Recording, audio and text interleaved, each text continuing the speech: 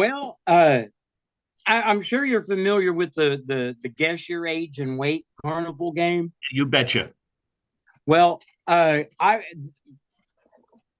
at this when I got involved with the dunk tank, of course, I got involved in the midway at a real young age. Like as soon as I was allowed to get out of the trailer on my own, I was on the midway. Uh, all day, every day.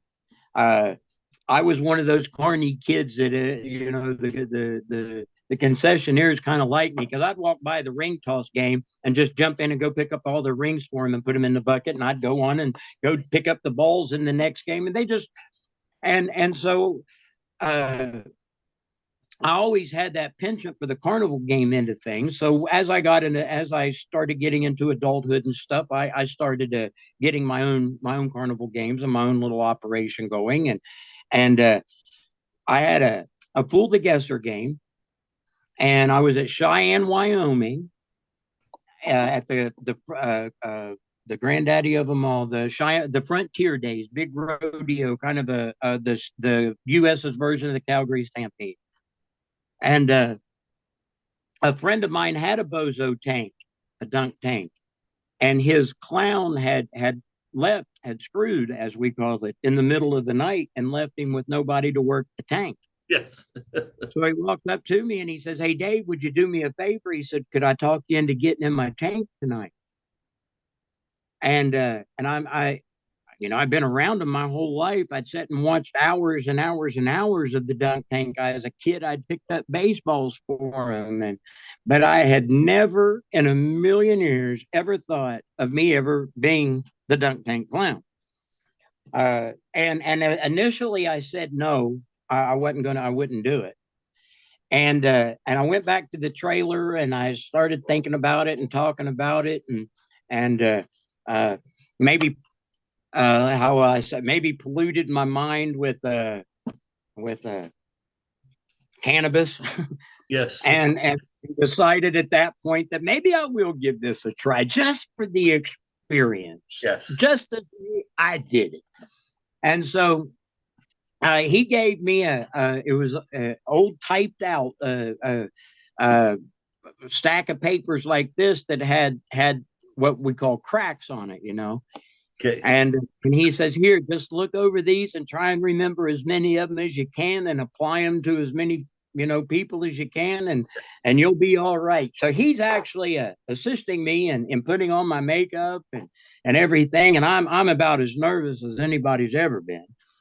And I don't get nervous about a lot of things when it comes to public speaking or something like that. But I'm pretty nervous at this point. But I get up there and I'm terrible at it, Larry. I'm absolutely horrible.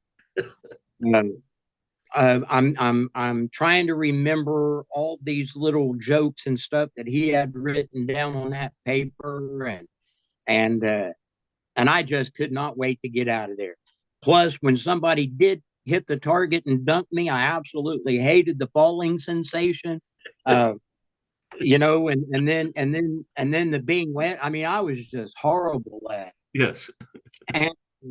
And and I told Bob when I got out of the tank that night, I said, "Yeah, I don't think I ever want to do that again." I was kind of embarrassed, you know, 'cause I'm used to working my fool the guesser where I put on an absolute show, and Yes. and I'm in control and I'm in command and I know everything that's going to come out of my mouth, but now I'm in this. I don't know. Nothing's comfortable. Yes. Well, I get back to the trailer and I get all this makeup and everything. And I go walking around the midway and get my mind right. I get back in the trailer and I'm thinking, you know what? I think I might really be able to do this if I don't focus as much on trying to remember all that stuff and just be the smart ass that I am. Yes. Yeah. And so Because I the point told, is, you want to piss off the mark enough that they want to dunk you. oh, absolutely. Yes. So I got good at it. Uh, in fact, I got real good at it. Owned my own tank. I bought my own tank. I took my own tank out on the road. Uh, I'm sort of kind of featured in a Carney documentary with me and my tank, and Yes. But yeah, that if you ever really want to become a student of human nature, sit in a carnival dunk tank and be the cut down clown. Because there is an absolute, just like in the pitch business. I've always said that I probably never learned more about people in my life than what I did while I was in the pitch business. In which way? And uh, how to control people, I'm saying that for our environment. I don't mean control them No, as I like understand, but it is kind of a puppet show. it absolutely is. Yes. We draw them into us. Yes. We get them to do everything that we ask them to do. Yes. If we want them to raise their hand, you know what they're going to do? They're going to raise their hand. Well, you don't ask them, you tell them. Absolutely, and so that was a big part of like the whole dunk tank thing is you are, and I'm sitting in that dunk tank, Larry. I'm 30 feet away from you, from the customer who's throwing the ball at me. Yes. And as these people are walking by, I have but this much time to find that one thing that they are absolutely insecure about, yes, to everybody around them. Yes. And hoping in some way that it's going to trigger them to reach into their pocket and pull out a couple of bills and want to dunk me in the tank. Yes. Now, when you've got this guy walking by that I don't know, I'm just going to go there. Let's say he has a rather large nose. Yes. And he lives with this nose. Yes. He has lived with this nose his entire life. People have talked about his nose behind his back, and he knows this. Yes. So as soon as I see it, and he is walking by my joint, in only that bozo fashion, it's going to be something like this. Well, how you doing there, Eagle Beak? Oh, yes. Yeah, Eagle Beak, Beak of the Week. Hey, I tell you what, buddy, you wouldn't even have to throw the ball up here. Just toss it in the air and bat it up here with that banana nose. Hey, tell me there, Eagle Beak, have you ever put your wife's eye out while you were giving her a kiss? Hey, tell me, do you lay it on her shoulder or wrap it around her neck? Well, if you are that individual, taking $1 out and throwing balls at me is probably an automatic at that point. Yes. And then, of course, everybody else is stopping to see this spectacle, and before you know it, the tip is massive. Of course. And from the time, I would call it prime time, I got in the tank at prime time. We had a daytime clown and a nighttime clown. Yes. And I would get in. When the people were just about packing the midway. Yes. And my daytime clown is instructed under a penalty of death to really be very cautious of the cracks that you use, the daytime cracks. Yes. Because they'll try to emulate my cracks or use my cracks, and they don't do it right and create a beat. Yes. There's a time and a place for every crack. Yes, that's certain. And you become, you learn.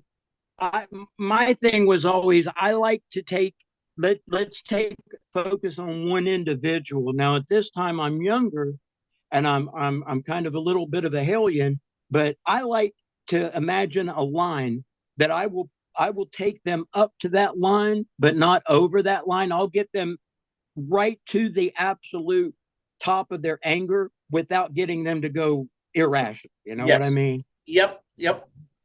And I liked, well, on occasions I would have a some urge to hit me to cross that line with certain people, and those always became interesting experiences. But Larry, some of the I would be escorted from my dunk tank. I was going to ask you that. I was going to ask you that. Every night at closing time, Yes. the police would come and escort me from my house trailer or from the tank to the house There trailer. is no doubt. I've worked enough pitching indoors and outdoors, especially at shows like the Calgary Stampedes, to realize that indoors there's a psychological barrier with the walls where people act a certain way. Whereas if you're outdoors and there's no psychological barriers, that same 70-year-old lady is not the same person outdoors as she is in indoors. So I was going to ask you if you had to be escorted to your trailer. I did indeed, and oftentimes it was with people still throwing taunts at me. Sure. Over the police. Rapid City, South Dakota. Now, the dunk tank is a well orchestrated operation. It maxes out what it can make financially by the number of balls that can be thrown in a particular amount of time. You know, if you take an hour, let's just knock it down and say an hour. You can only throw so many baseballs in an hour. Yes. That's a definite number. Whatever that number is, you can't throw one more than that because there's not another second in that hour. Sure. So you kind of got to capitalize on that and focus on that because, of course, you want to generate the most revenue that you can. Yes. And so what becomes a very important part of the dunk tank, not only your clown up there creating the environment and creating the tip, but your front man. Your people think of that front man as just some Iggy that's out there, you know, taking the money and handing the balls. Well, they're controlling the entire operation of this game. Because the joint's set up to have two throwers on either side. You've got two targets, yes, and you've got two throwers on either side. Your front man in the middle. Well, if they're standing over here waiting for each other to throw and all that, now you've got people behind you with money in their hand waiting to play, waiting for these guys. Well, that front man's got to go. Come on, guys, throw them up. You go. You're next. You're next. And he is getting those baseballs flowing up there. Yes. And in no situation or circumstance is that front man to turn around and look at me. There's no reason for him to turn around and look at me. I'm not entertaining him. He's got a job to do. Yes.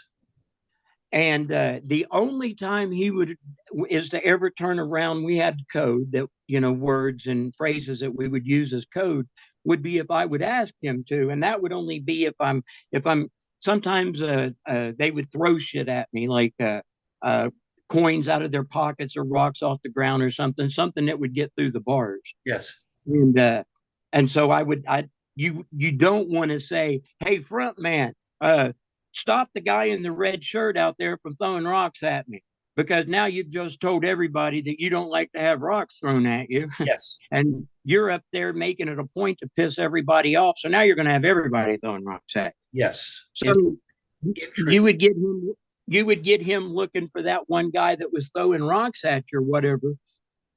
But we're in Rapid City, South Dakota. And another thing I always train my clowns is under no situation do you ever get out of the tank. If there's anything going on, you don't involve yourself with it. You stay locked in your tank. Gotcha. Rapid City, South Dakota, I've got my front man. He's out there working and something happens and he gets in a beef with somebody and there is a whole pile of people on him. And I can't just sit in the tank and watch this happen. So I get myself out of the tank and I go running to the front and there's a huge tip, lots and lots of people. And I'm in this melee. Well, the state police show up. One of them grabs me on the back of I wore a pair of bib overalls, grabs me by the bib overalls and pulls me back, tells me to get back in the tank. They knew me because they escort me home every night. Yes. You know, I make smart ass cracks at them every time they walk by me, you know. Hey, what lap are you on now? Right. You know, just little things. Yeah. But you build that relationship with them because they're going to be watching my butt.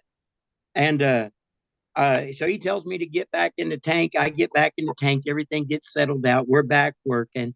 Well, fast forward to closing time. They show up. Hey, Bozo, you ready to close? Yeah, it's time. So I get out and he looks at me, Larry.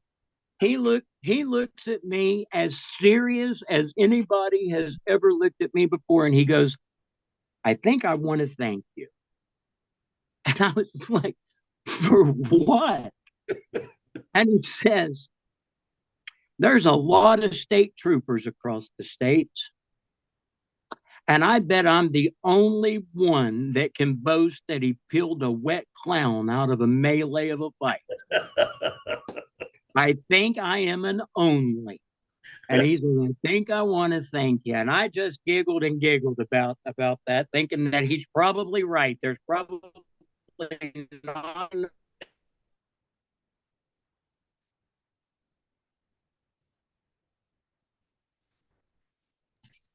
But yeah, the dunk tank was an extraordinary. I loved it. I loved the showtime aspect of it. Yes. I loved getting up there for 4 or 5 hours That's and amazing. Amazing. truly entertain Yes.